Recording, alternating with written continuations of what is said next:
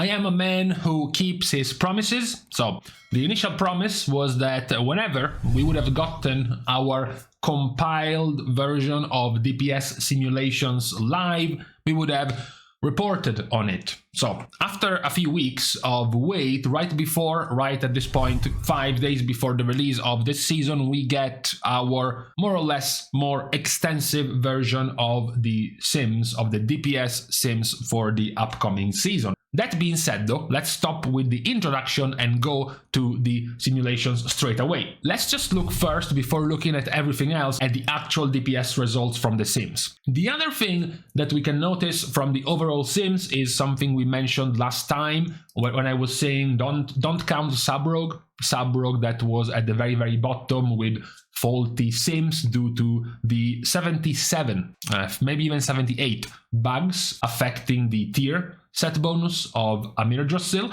that made simulations quite hard. Blizzard fixed them, the tier set is now working properly, and now you see the actual result of Subrogue. So from these results, I think it's fair to say this is the wackiest top 10, even the wackiest top level of performers we have seen in a long time. Because tell me the last time you have seen a top 10, top 8 of strongest single target performers on paper, theoretically, which included Outlaw, Havoc, Elemental, Survival, and Feral Druid. No mage, no warlock, no warriors, just a bunch of niche, meme specs all at the top. Outlaw has traditionally been an AoE spec, Havoc has traditionally been an AoE spec, Survival has traditionally been a meme spec, and when it wasn't, at the end of Shadowlands, it was an AoE spec. Feral and Elemental were the forever hipster specs, even when they were doing well in A tier. Very few people were playing the specs anyways, and now we have them all concentrated at the top. So it's a very unique kind of list in terms of top performance in single target at the very least. This is your classic 5-ish minute sim with bloodlust potions and whatnot, worth mentioning, without counting things like power infusion, for example. Now, what is missing, of course, from the sims? We only see one dark green, or whatever type of shade of green this is. Ask the woman nearest to you, she'll probably know what kind of color this is. We only had Devastation, of course, because augmentation is much harder to be able to sim, since the performance of an augmentation is completely dependent on the brain of the rest of the DPS players you are buffing. But we can still assume augmentation will be very powerful anyways. Now, looking in reverse at the sims, for example, the older sims from the previous tier, so the tier of just a few days ago, Aberrus, we had a few other specs supposedly doing amongst the best or being planned to be doing very well. For example, we had Demo, which is now in the bottom half. We had Devastation, which is now bang average. We had Shadow Priest. We had Unholy Death Knight. All of these specs now are tending towards the bottom compared to what we saw in Aberrus, which you might say it's a good thing. We are cycling the powerful specs now compared to the last tier. However, the performances don't stop here. We have something a bit more interesting, which is, for example, comparing the power level of your spec going from Aberrus tier set into a Amir Drossil tier set.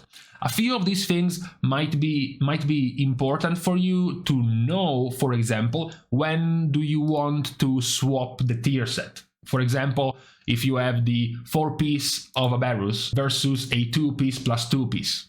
Is it better or is it worth? For example, for a Havoc Demon Hunter, going 2+2, it's almost a 10% DPS gain. Meanwhile, for a Demolock or a Destrolock, going from the Aberrus tier set to a 2+2 half-baked result, it's a 5 to 6% DPS loss. So for a Warlock, it wouldn't be worth to only keep the 2-piece, whereas for a Havoc Demon Hunter, it certainly would. So this could be pretty good for you to know when you want to swap into the 2-piece plus 2-piece, and then you get to see the power gain of getting the completed version of the tier set of Amir Drossil, and finally you can see the comparison, the full set of Aberrus versus the full set of Amir Drossil, which one is stronger, and if it is, by how much. by how much is it better.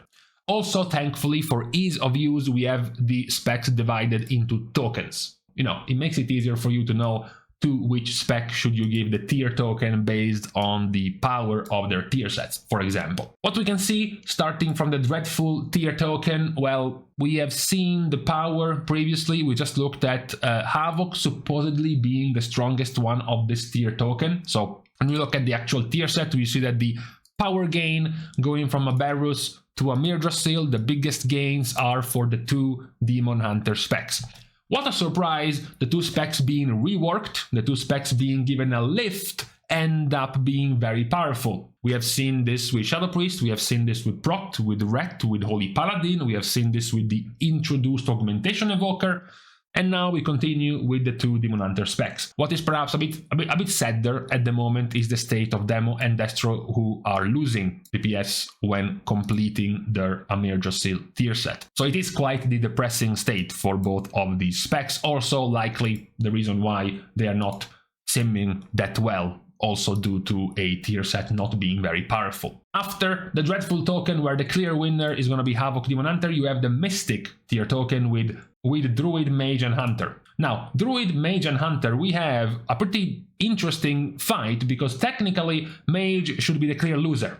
Mage should be quite below the power gains of both Balance and Feral, and then also Survival and BM. Maybe though, these specs, these Druid and Hunter specs, are just powerful because of the changes they received from their talents, and not because their tier set is OP, for example. The change from the Aberrus into 2-piece plus 2-piece is almost irrelevant to look at. When you go to the completed version of the tier versus your old tier, we can see the biggest gains going to Survival at the moment for the entire token, followed by Feral. These are the 2 ones gaining the most. So we have a pseudo confirmation, for example, of Balance Druid, who is at 5.64% gain, who is essentially performing very well from these results without really the tier set doing too much of a heavy carrying on this power. It's mostly coming from the Balance Druid power itself and not nearly as much from the tier set.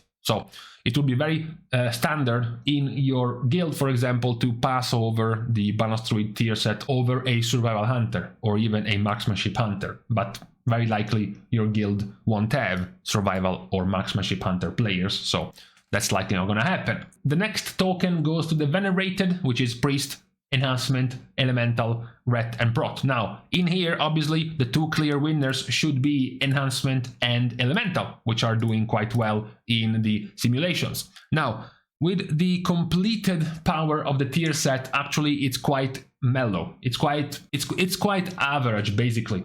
For all the specs, they are averaging between 5 to 4% damage gain. So it's not something major. It's not something you would have to fight over tremendously as one of these DPS specs to gain a massive boost of damage. You are actually doing quite average damage with this tier set, so it shouldn't be too big of a gain for any of these specs. The last one of the tier tokens is going to be the Zenith, which is going to be Monk, Rogue, Warrior and Devastation, and Augmentation as well. Now, obviously, we talked about the rogues. We have Outlaw and Subtlety as our main targets in terms of damage right now when it comes to simulations. So looking at the results of the change from Aberrus tier to a Mirdrasil tier, the absolute mega giga winner, as you can see here, is Subtlety Rogue. Now that the tier set has been fixed and is actually testable, it is by far the strongest of the tier tokens. So you will be given the tier token as a rogue, very likely to a Subtlety Rogue. Even if you're Outlaw or Assassination, you can have the cheeky excuse, don't worry, I will be playing Subtlety in the future, so give me the tier set anyways, because it's super OP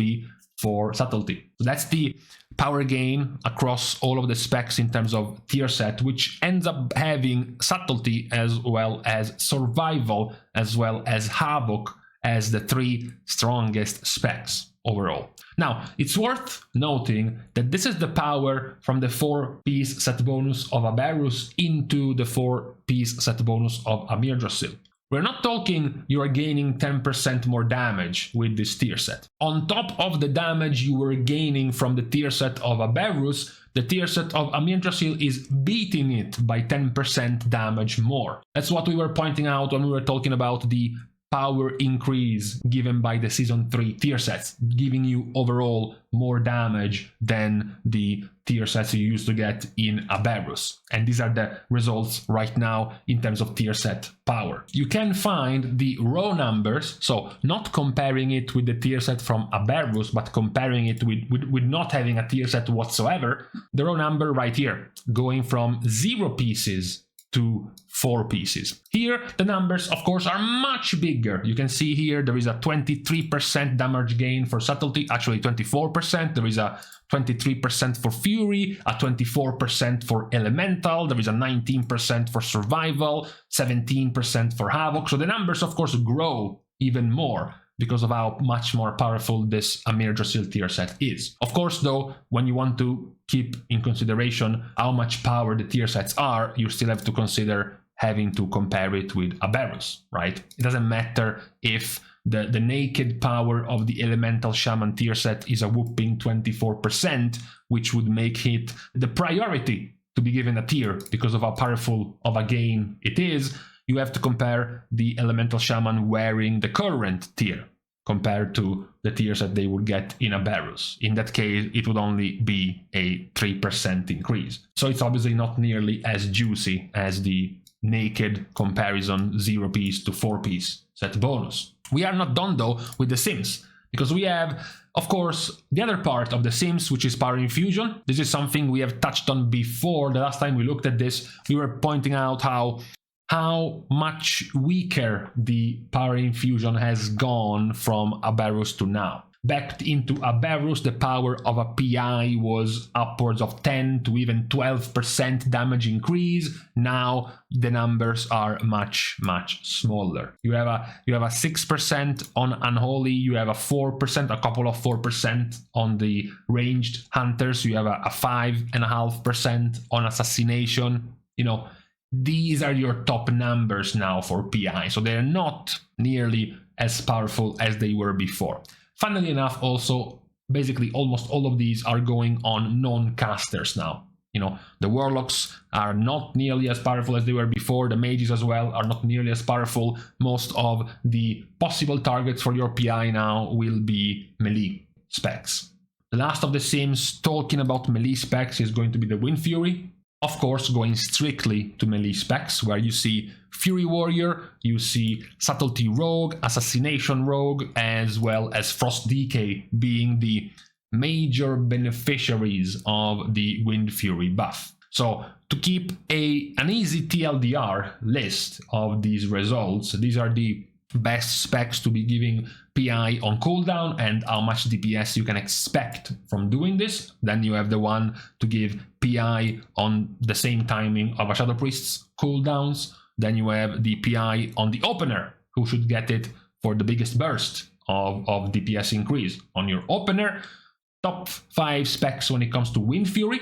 Then you have the top 5 specs when it comes to replacing the 4-piece of Aberrus into the 4-piece of Yggdrasil, and then the top max, the top absolute total max increase from having no tier at all to having a 4-piece set bonus, and how much of a damage increase you are gaining. These are the completed final Sims right before we get into the season. Now, as I said right at the beginning, many of these Sims might not necessarily mean that these specs become absolutely meta.